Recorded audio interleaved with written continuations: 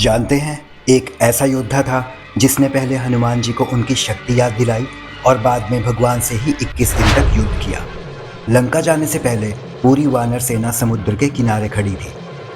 सबके मन में एक ही सवाल था, कौन पार करेगा इतना विशाल सागर।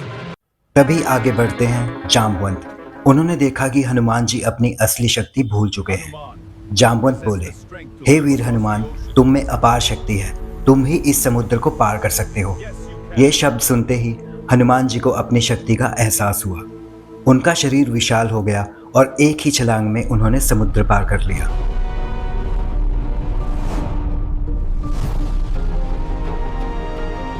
इस तरह जामवंत बने हनुमान के मार्गदर्शक और श्री राम के सबसे बुद्धिमान सहयोगी।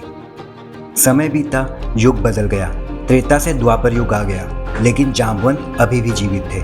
द्वापर युग में एक दिव्य स्यमंतक मणि गायब हो जाती है और इसका आरोप लगता है भगवान कृष्ण पर।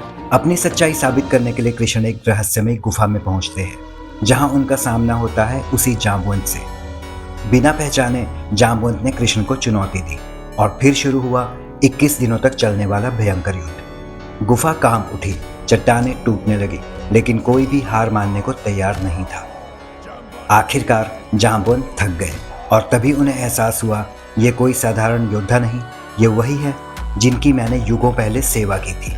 जामवंत समझ गए, ये वही श्री राम है जो अब कृष्ण के रूप में आए हैं। जामवंत तुरंत झुक गए और माफी मांगने लगे।